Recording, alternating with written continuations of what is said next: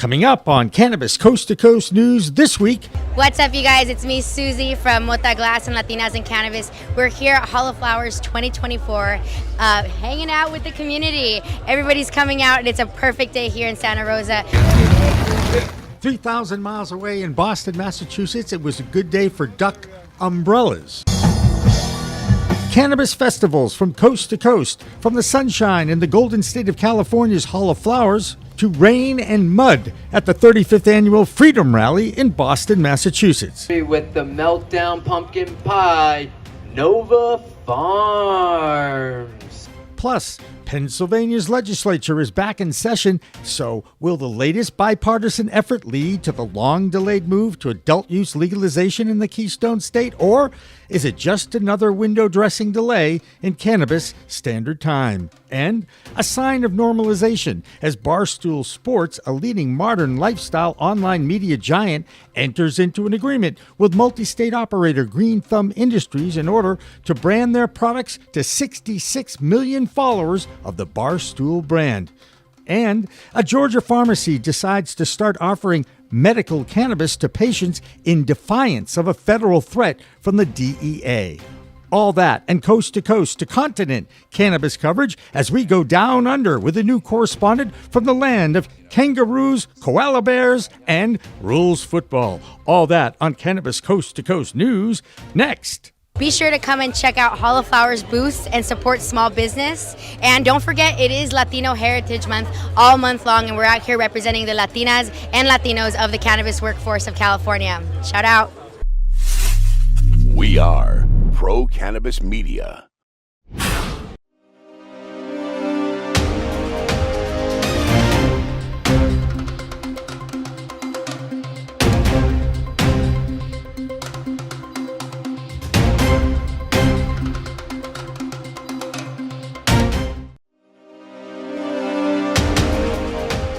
Hi everyone, welcome to Cannabis Coast to Coast, Pro Cannabis Media's weekly roundup of cannabis news in the U.S. I'm PCM founder Jimmy Young, filling in for Alaina Pinto, who is off this week, but I promise she will be back next week. We start with a reminder that if you want to make getting access to this show with just one-touch video on demand, then download our new app, PCM TV. It's free and available on the App Store and Google Play. Plus, you will also find PCM TV content back on Roku and other OTT platforms under the Citizen Green TV streaming channel. But up first, a sign of normalization when a major mainstream brand from the world of entertainment and contemporary culture called Barstool Sports has entered into a promotional agreement with Green Thumb Industries. Now, GTI is considered one of the largest and most successful cannabis multi-state operators in this country. Armin Vakali is the chief strategy officer in charge of partnerships, and he said to greenstate.com that Barstool Sports is a cultural powerhouse that speaks directly to the audience we want to reach, one that values authenticity, entertainment, and modern lifestyle choices. GTI-themed content will soon be part of Barstool Sports shows like Macrodosing, The Dog Walk, and 773 TV, featuring GTI brands like Rhythm and Dog Walkers pre-rolls.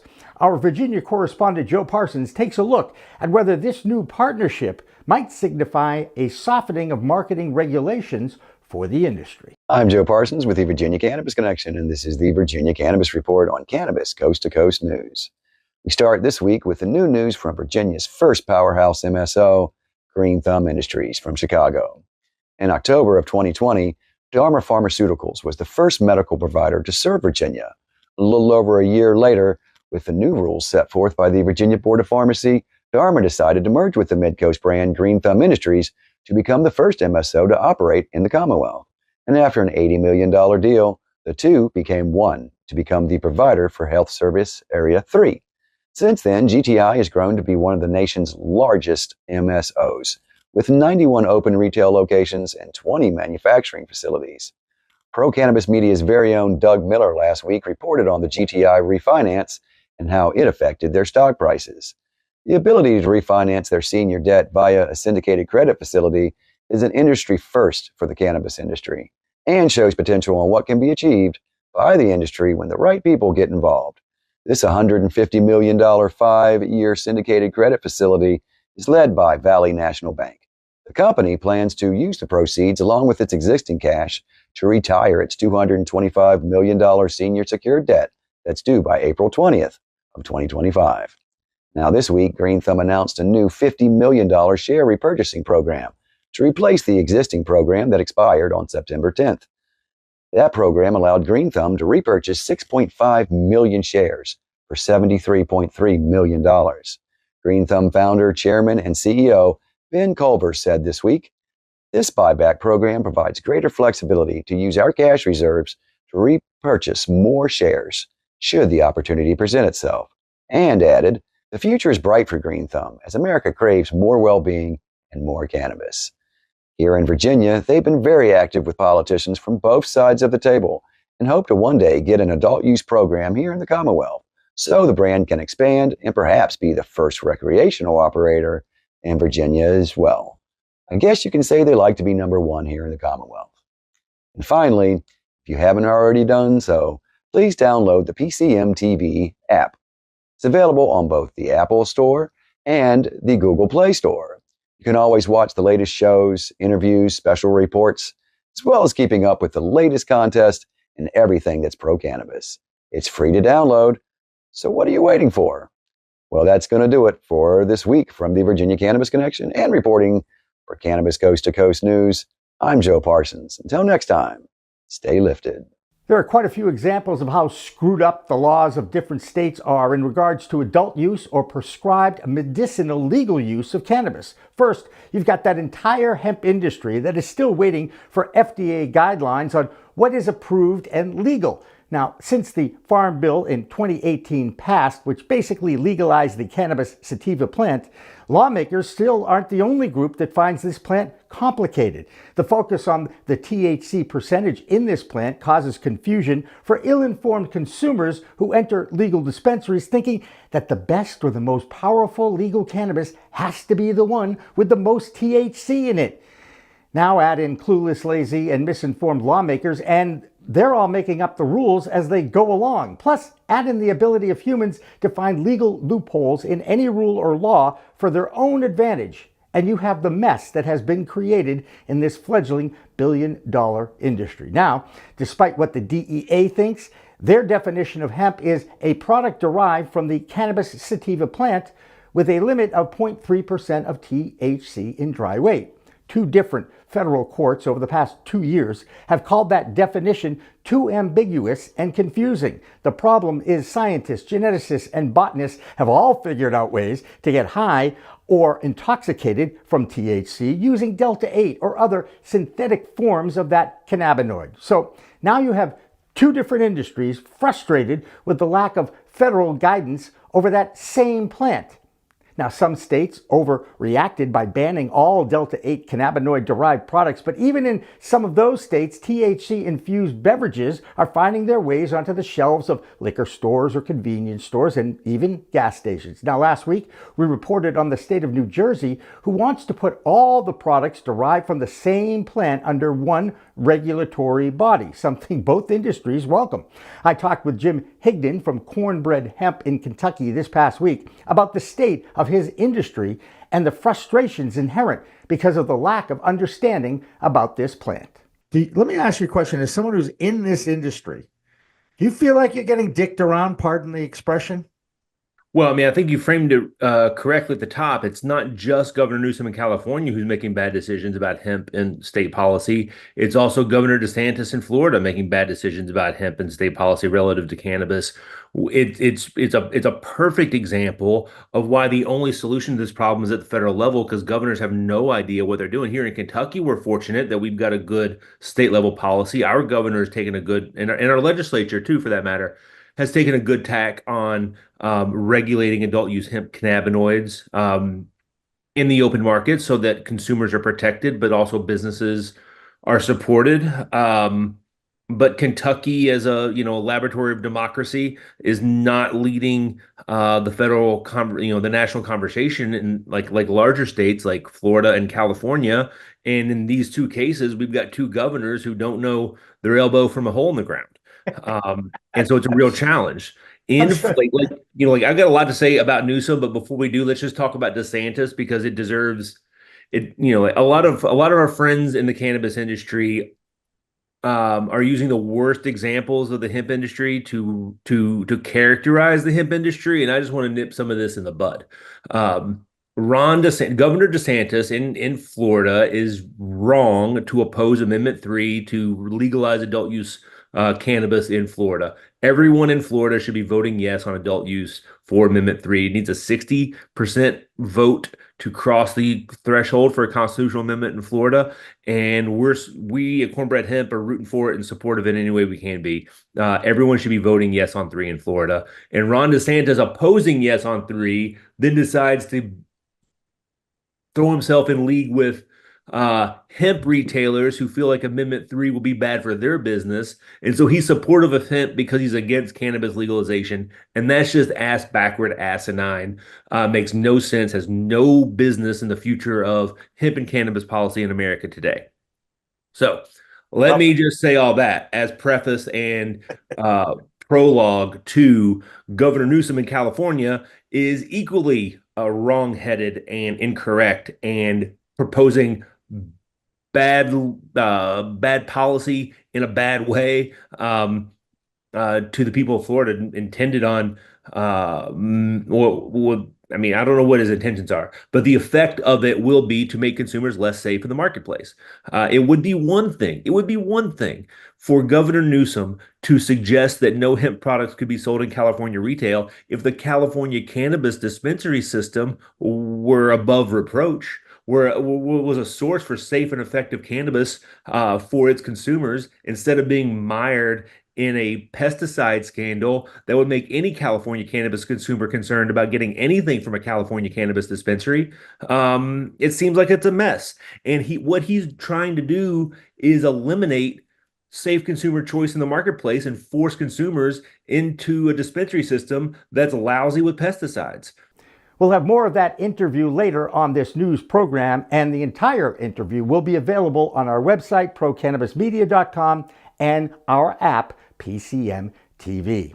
Now, there has been quite a mess, needless to say, in the cannabis industry, and a perfect example of this is in the state of Georgia. A year ago, the Georgia legislature enacted a medical marijuana program designed to allow pharmacies to distribute the plant with a medical doctor's prescription.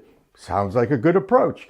But the DEA sent out a cease and desist to that state's pharmacies, basically saying they can't follow their own state's laws since cannabis is still a federally illegal substance. Then they threatened that their pharmacy could be jeopardizing their federally issued license to distribute all medicinal products.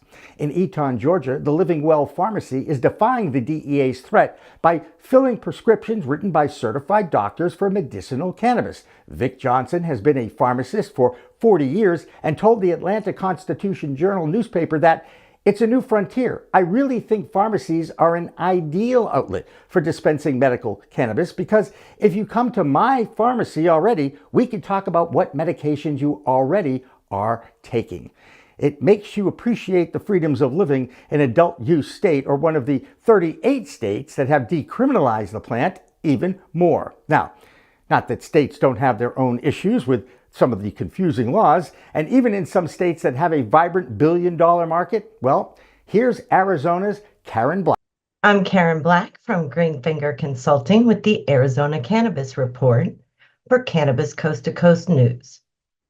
According to the Cannabis Business Times, 11 adult use states are projected to be billion-dollar markets in 2024, and Arizona made the list, coming in at number 9. The state is expected to rake in over $1.3 billion by the end of the year. However, it's not all sunshine in the Grand Canyon state. That figure represents a 7.5% decrease from the $1.44 billion in 2023.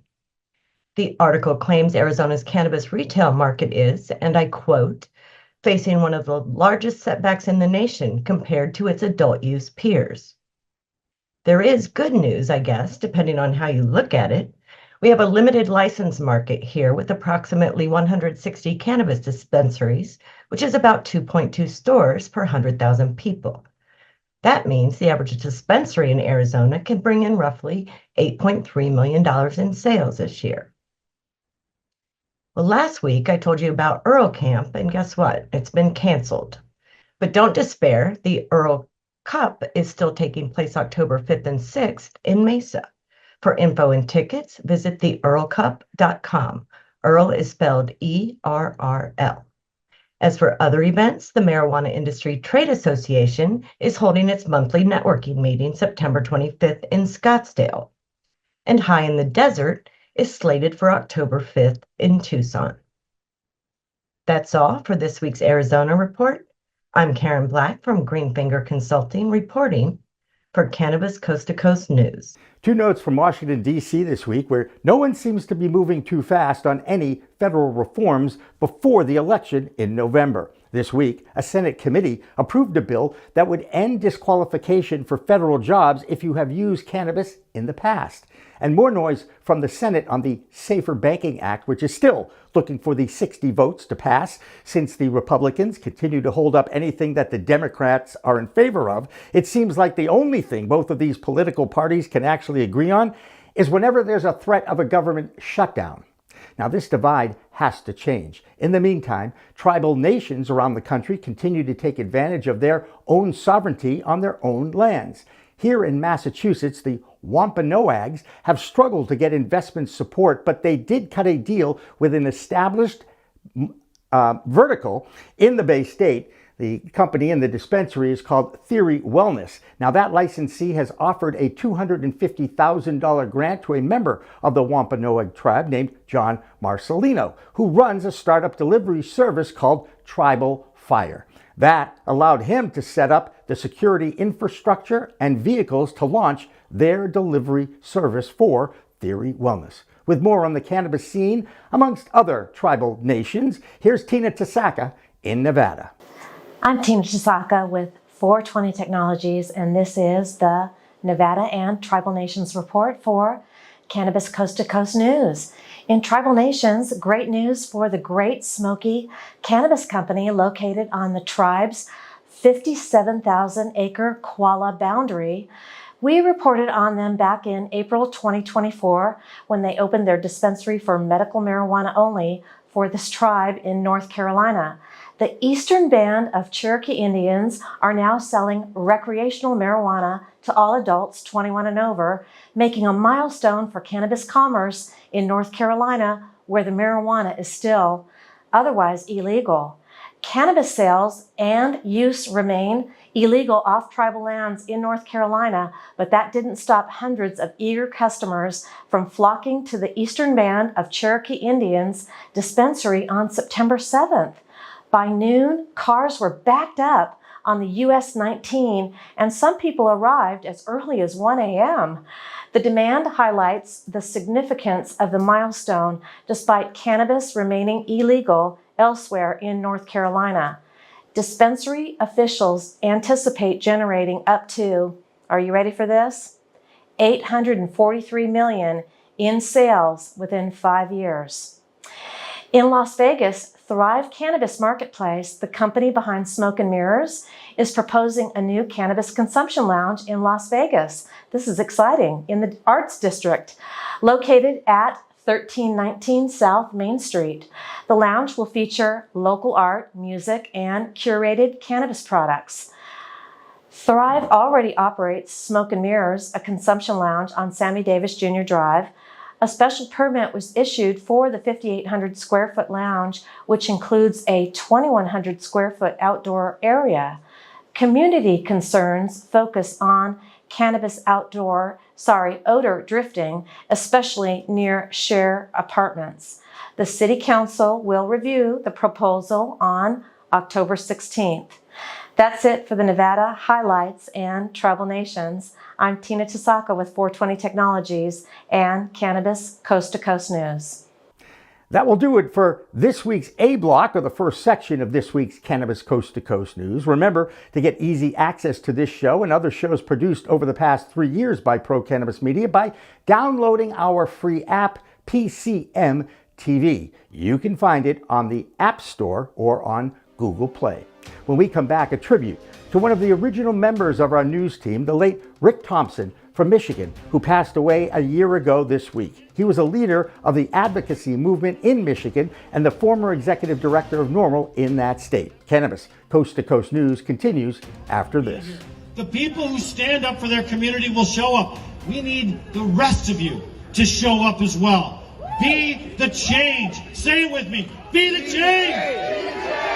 Be the change. Be the change. Ready to take your craft to the next level? Imagine faster extractions, purer products, and more profits. Sounds good, right? At Pure 5 Extraction, we've revolutionized cannabis extraction with our game-changing technology. No solvents, no heat, just the cleanest, most natural process on the market. Whether you're a boutique grower or a large-scale operation, Pure 5 has the tools to elevate your business worldwide. Visit pure5extraction.com today. Pure 5 Extraction, because your plants deserve the best.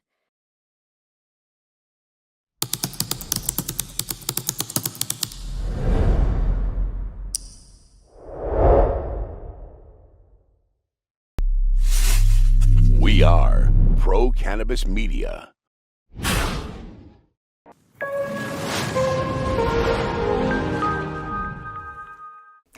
Welcome back to the B Block of Cannabis Coast to Coast News. I'm PCM founder Jimmy Young, filling in for Alaina Pinto, who is off this week. But I promise, again, she'll be back in the anchor seat next week. When we first started to produce a weekly news show here at Pro Cannabis Media during the pandemic, Michigan's Rick Thompson joined the Green Market Report's Deborah Borchardt and Phil Adams out of Washington, D.C. as regular contributors to the program. In 2021, we had to figure out if a regular news show on a niche industry would be able to get a following and survive. 3 years later, we've had over 1.2 million views of our work on our YouTube channel alone, with more than half generated by our news content. A year ago, we lost Rick Thompson, but his influence in Michigan remains, and one of the founders of the Michigan Weedsters, our own Amy Carter, continues his legacy. I'm Amy Carter from Michigan Weedsters with the Michigan Cannabis Report for Cannabis Coast to Coast News. State officials are investigating allegations of improper record keeping, failure to maintain surveillance footage, and mishandling of cannabis products at the exclusive brands facility in Ann Arbor. According to a complaint, more than 10 pounds of marijuana products were unaccounted for at their business. In Ypsilanti, developers plan to open a 4,300 square foot cannabis lounge and outdoor amphitheater on a 6-acre lot. Visitors will be able to purchase marijuana at an adjacent dispensary, consume it indoors, and enjoy live performances. Michiganders living in 2 Oakland County neighborhoods, Royal Oak Township and Lathrop Village, will reportedly have a chance to vote on ballot measures this November to decide whether or not cannabis businesses will be allowed to operate in their communities. Make sure to cast your vote. This week marks the anniversary of the passing of former Michigan news correspondent Rick Thompson. Rick was a remarkable individual, a great friend, leader, and activist whose love, compassion, and dedication to the cannabis community were unparalleled. Let's honor Rick by remembering what he stood for. Right, here's my medical marijuana card. Right on the bottom, it says authorized to possess plants. No. That means I'm a patient who's dependent upon a caregiver. This bill directly affects me. And I have to tell you, I've been doing this since 2010, coming to testify. This is a shocking level of lack of knowledge on the part of the lawmakers in regards to caregivers, patients, and the medical system itself.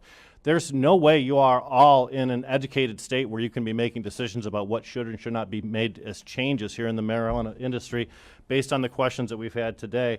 There are 30,000 caregivers registered in the state of Michigan. Those 30,000 caregivers service 72,000 patients. Now, if we pass this bill and 30,000 caregivers are only allowed to service one patient, that means 42,000 Michigan voters are going to be booted from their caregiver supply of cannabis immediately. Through his impactful activism, he played a pivotal role in advancing cannabis freedom in our state, even being recognized by the state of Michigan and the governor by receiving a proclamation. The Michigan cannabis community finally remembered Thompson, commemorating the anniversary of his passing. He believed in community and throughout the years brought so many of us together. Rick Thompson will not be forgotten, and his words and beliefs will be honored. We will continue to protect the freedoms he helped pave the way for. That will do it for this week's news. I'm Amy, reporting for Cannabis Coast to Coast. And congratulations go out to Amy Carter from Michigan for being named one of the Advocates of the Year in Michigan at this past weekend's NECANN trade show in Grand Rapids. Amy has been advocating for her son Jaden, who is challenged by autism, and she has to take him out of high school every day in order to give him his prescribed medicine. She is fighting to get Jaden's law passed that would allow school nurse practitioners to administer medicine during the school day to students who need it just to get through their day. There are 24 adult use legal states in the United States, but the green rush of 15 states legalizing cannabis sales to adults since 2019 has slowed. Ohio and Minnesota were the last two states to move forward, so now the race for number 25 continues. About a year ago, there was momentum in Pennsylvania to move their medical program forward by adding an adult use program. But despite leadership from their governor of that state, John Shapiro, the legislature continues to make a lot of noise about reform, but has not been able to move forward. Now, a bipartisan effort is being resurrected in that keystone state, but no one is very confident that this will be the right time. After all, in cannabis standard time, it's always one step forward, two steps backward.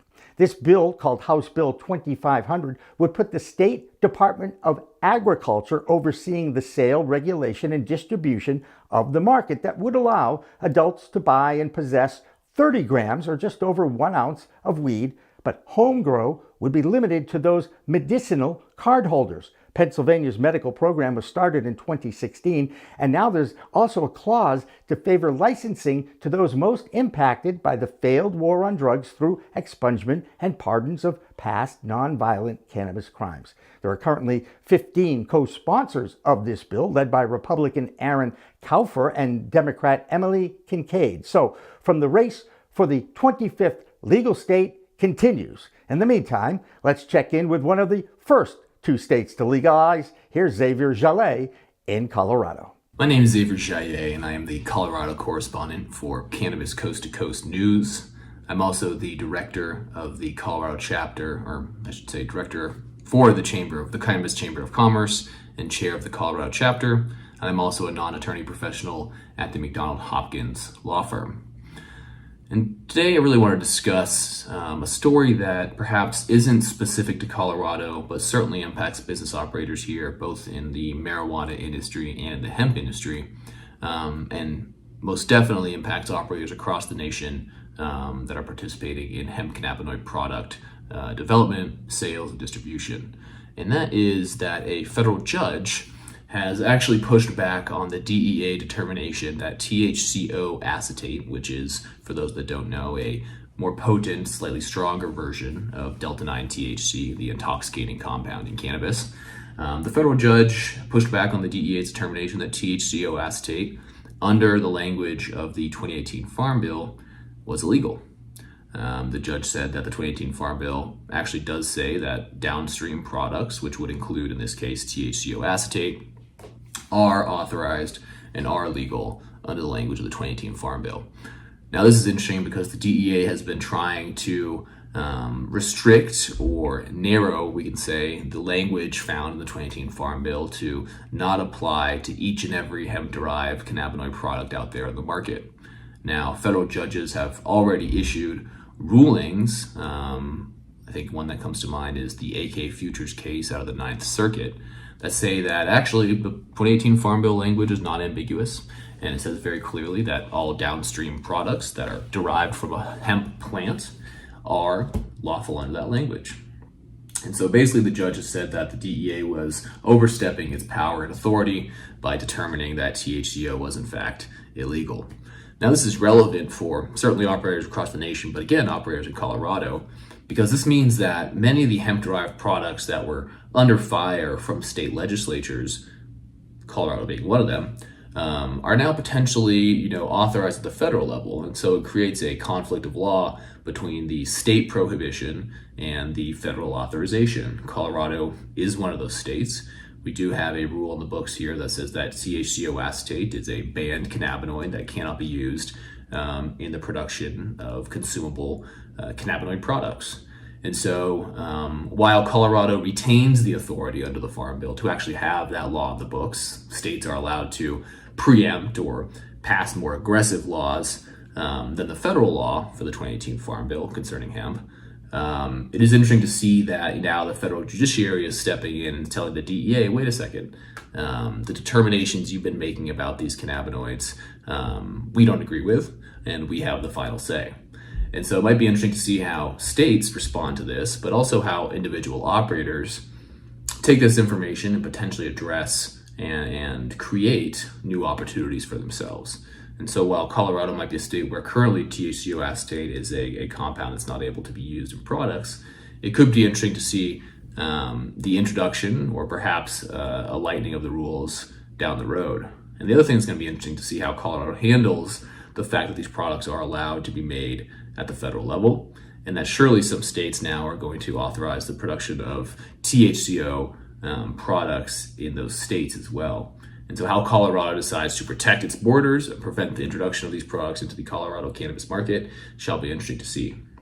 Now, the final thing I want to do here, beyond just a news update, is to really shout out the Colorado cannabis community. Like I said at the top, I am the chair of the Colorado chapter of the Cannabis Chamber of Commerce. I frequent networking events around Denver and the greater Denver area, and sometimes I commute to farther distances around Colorado. And for a long time leading into COVID, the Colorado industry was a bit depressed. I think prices had contracted to the bottom. Operators were not finding the success, the green rush that they had initially been promised, and there have been challenging times. But I do sense lately that there's been an uptick in positivity, in community, and in engagement and enthusiasm for the industry. So just wanted to shout out the local community here in Colorado for banding together, staying in the industry and pushing through some hard times. And I'm excited to see everybody hopefully at our next networking event. Thanks. That's it for this week's Cannabis Coast to Coast news update from Colorado, and looking forward to seeing you next week. Now we want to introduce you to a new correspondent on our Coast to Coast news team. His name is Michael Zakaris, and he comes from down under, the country continent of Australia. He works in the industry, and we're looking forward to his regular reports on the legalization movement in that country that has shown actually some similarities with the United States, including some states that welcome and have legalized the plant medicine and some that do not.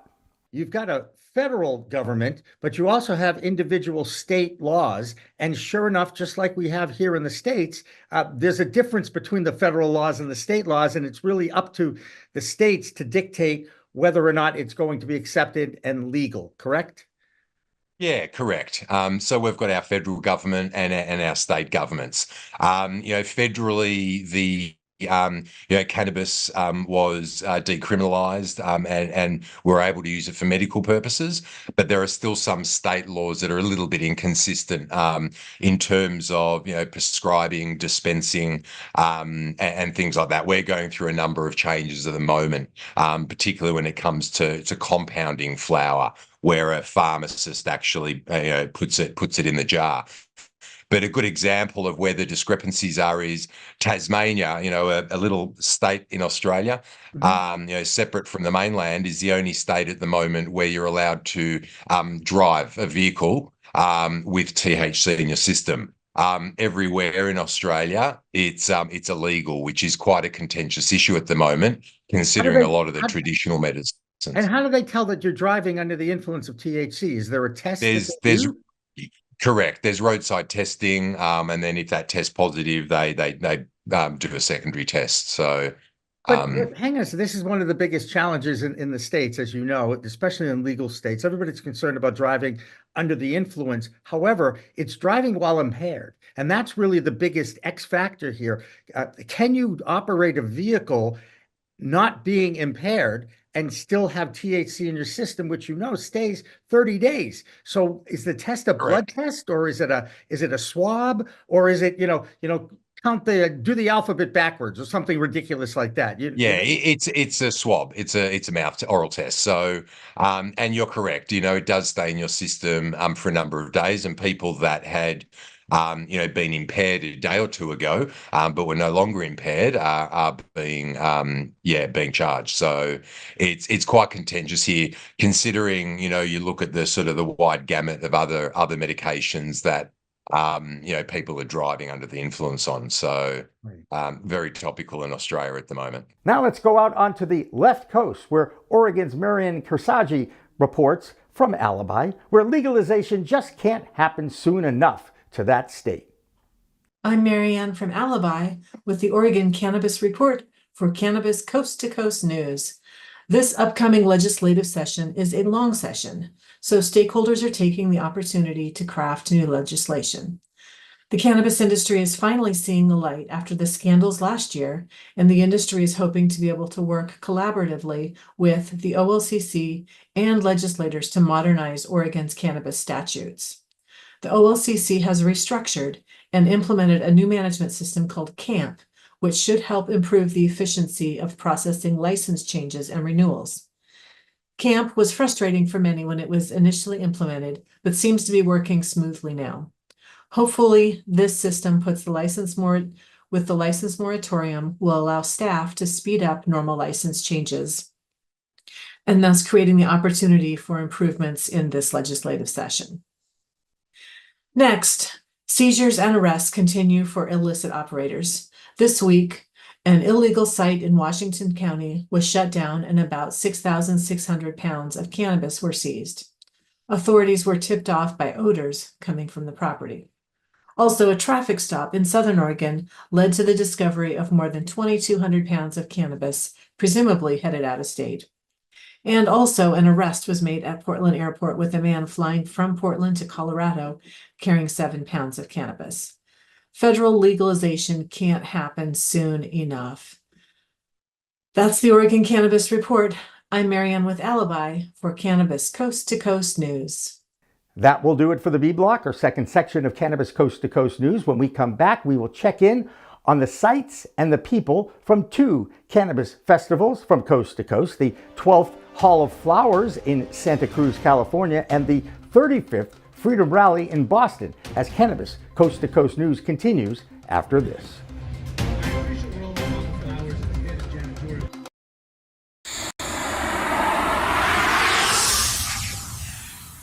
It's a whole new world of weed out there, isn't it?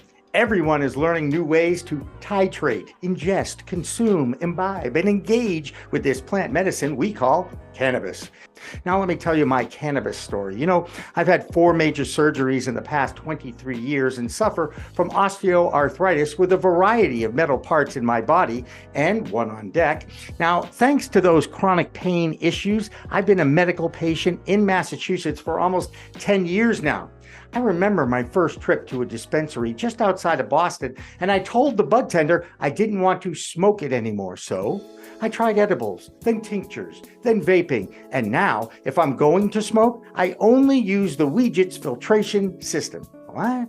The Weegits.com, Weegits, that's weed, W-E-E-D, G-E-T-S.com, is where you'll find the planet's coolest product that cools the smoke from everyone's favorite flower. The guy that started this was a pretty good medical device manufacturer, and he created this maze pipe that cools the smoking process from 1,300 degrees Fahrenheit upon inflammation down to just 90 degrees when it reaches your mouth. That's right, 1,300 down to 90. That's why this maze pipe is amazing. Now, add in the code of PCMTV and you get 15% off. So just go to Weegits.com and check out the best way to enjoy a cooler smoke with less coughing and hacking and more peace of mind.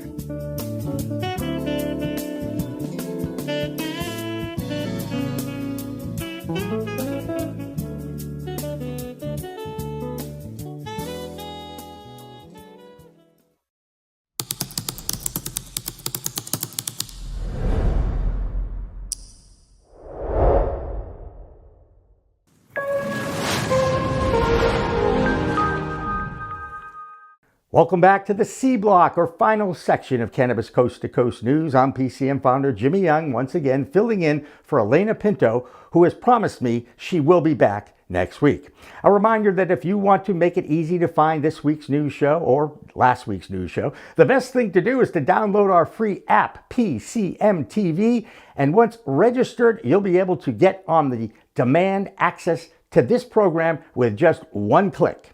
Now, the first publishing of the full show at 9 a.m. Eastern Time on Mondays will be on the homepage of ProCannabisMedia.com and the PCM TV app. Now, we turn to California, where just a week ago, Governor Gavin Newsom wanted to ban all cannabis-derived Delta-8 products, and that state has been so screwed up with this new adult use and now the hemp world that the legal rollout of the plant, after enjoying such a pretty good success with their medical program that was long-lasting for a long time. But now that it's adult use and hemp, they have no idea, and they continue to have problems with their regulation board. Now, 2 weeks ago, Governor Gavin Newsom issued an executive order to ban all cannabis-derived hemp products, but immediately opposition grew to that plan and it shut it down, and that shut down his executive initiative. But as Cornbread Hemp's Jim Higdon explains, Governor Newsom isn't the only governor implementing knee-jerk reactions to the unregulated Delta-8 products. And what he's trying to do is eliminate safe consumer choice in the marketplace and force consumers into a dispensary system that's lousy with pesticides. So first of all, that it's not great. We at Cornbread make USDA certified organic CBD products, hemp products, including new THC gummies. We make 10 milligram THC gummies made from hemp in a patent pending process that uses exclusively organic inputs for the entire process. The only way a consumer in the cannabis space can know for sure that they're getting a product without pesticides is a product with the USDA organic seal. And the only cannabis products that contain the USDA organic seal are legal hemp products like we make at Cornbread. And Gavin Newsom is trying to restrict California consumer access to USDA organic cannabis products in exchange for sending them into a dispensary system that the LA Times has shown is rife with pesticides.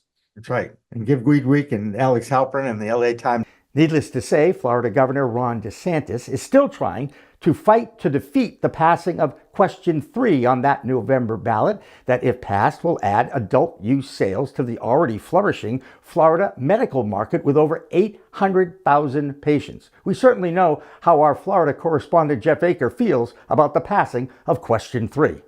This is Jeff Aker, Master Gardener from Florida, with the Florida Report for Cannabis Coast to Coast News. We're going to talk about 3 again. Hey, the one thing about 3 that I don't think anybody's really mentioned or talked about much, so I wanted to bring it up today with you guys, is that right now in the medical program that we have in the state, there is 36,000 employees working right now. I actually worked at a Fluent one for a while, and there was a good 200 people there between the mother room, the flowering room, the veg room, the trim room, the packing room. I mean, there was a lot of nice people too. So when the Amendment 3 does pass, because we're all going to vote for it, correct? When the amendment does pass, I can see 50, 60,000 jobs that are going to be created for those people that can't maybe necessarily go to college and get a 4-year degree. More of a tradesperson job, but it's a good industry to be in. There's nice people in the industry. So let's vote for 3. Now, one other thing I wanted to talk about was DeSantis talking about the smell and everybody smelling it. I'm a cigarette smoker. And there's not anywhere in Florida I can go into and smoke inside. I have smoking areas. I've been dealing with this for years. And it's going to be the same thing with cannabis. When it went in to be voted on in Schedule 3, you can only have one topic in Florida for the thing. So we can't throw a lot of the We couldn't throw the home grows prohibiting smoking. But when they enact it, they can set the rules for not being in school zones, not being in business, smoking inside. They can set the rules when they put it into play. And DeSantis, if we vote 70%, which it's looking like, you are a servant of the people. Not, well, I don't think. We don't want you as governors for what you think. You're there to interpret our wants to the federal government. That's what you're there for, as government.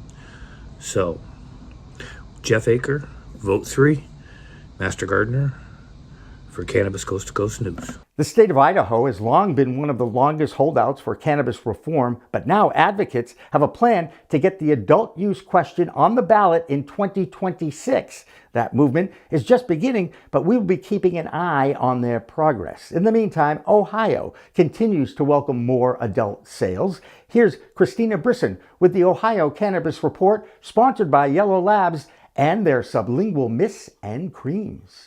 In Loveland, Ohio, Emily and Mark seek to deepen their bond through intimacy. They turn to Yellow Labs Rose Oil Massage Cream with delivery technology, promising enhanced pleasure and connection. The cream ignites increased sensitivity and arousal as they apply it, kindling a shared passion. Excited by its effects, they find joy in shared closeness and moments of unity. I'm Christina Brisson with Over the Top Renovations, with your weekly Ohio Cannabis Report from Cannabis Coast to Coast News. First, I wanted to just touch on a couple fun facts behind the $54 million in sales.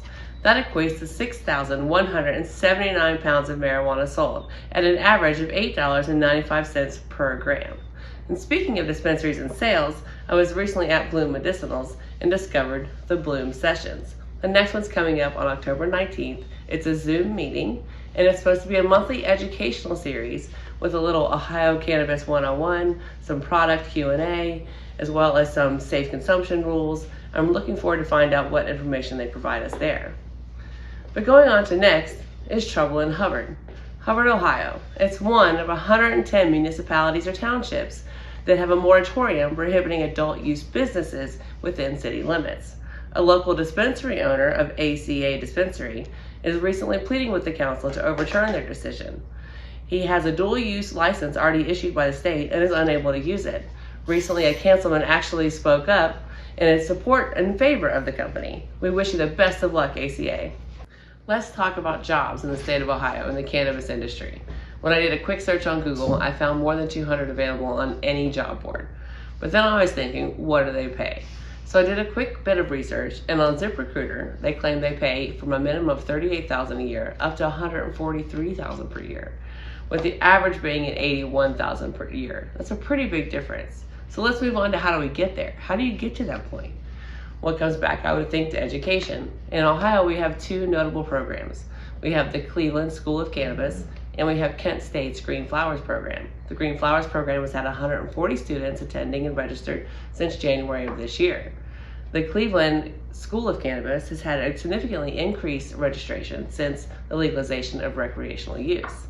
They've been around since 2017, and they were the first university accredited across the U.S.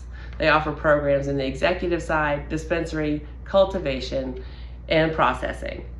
That is your weekly Ohio Cannabis Report. I am Christina Brisson from Over the Top Renovations with Cannabis Coast to Coast News. Have a great week. The Ohio Cannabis Report is supported by Yellow Labs and BetterWaysToTHC.com. Search for Yellow Labs near me and find one of 40 dispensaries in Ohio carrying these amazing mists and creams.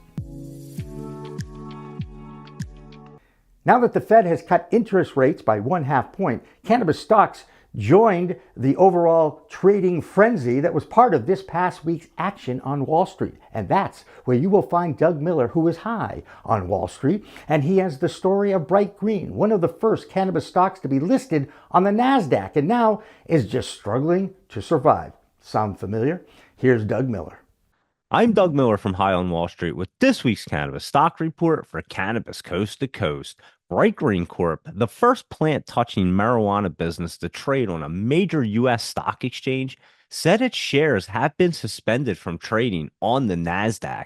The suspension comes after NASDAQ canceled the company's September 26 hearing to appeal its delisting. Bright Green has secured a $2.5 million line of credit to ensure it has the financial resources to support its operations.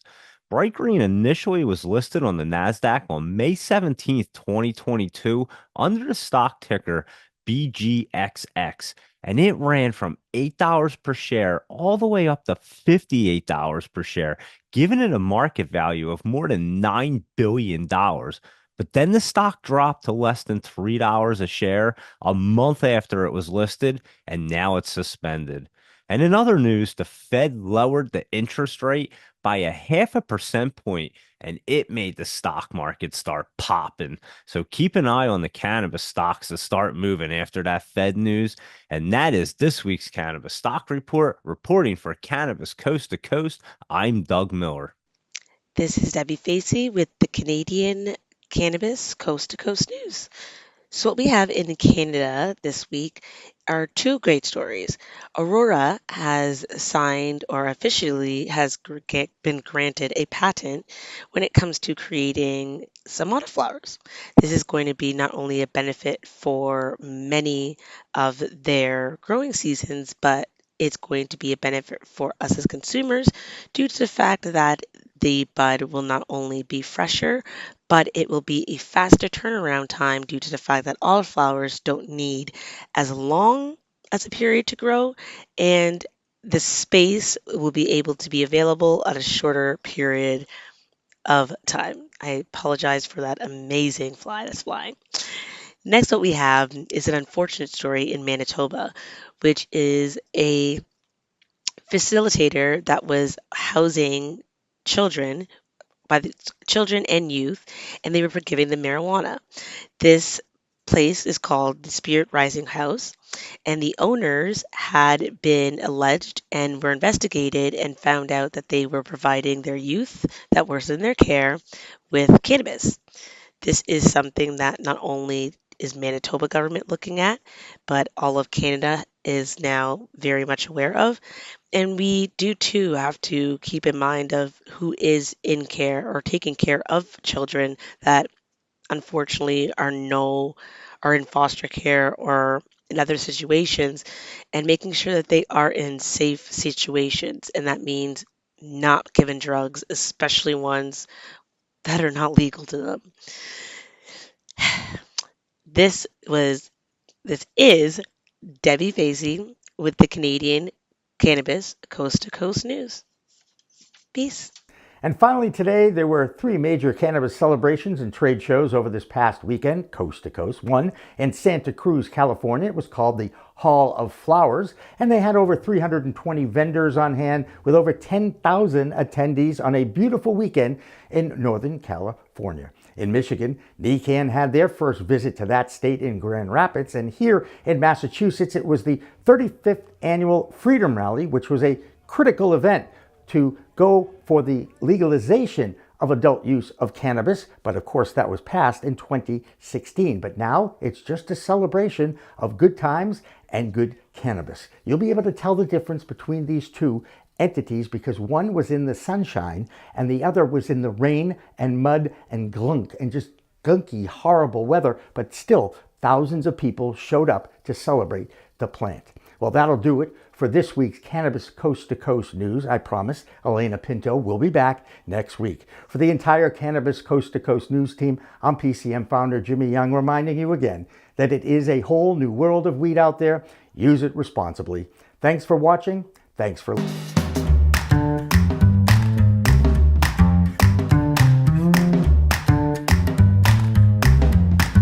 Yeah, it's a great question because cannabis is very exciting. It's almost like, mom and pop drugstores. You could start whatever you wanted. You could be pretty successful. And then there are the business people who see the revenue potential. And those are the ones that I think they are going to become the buyers going forward.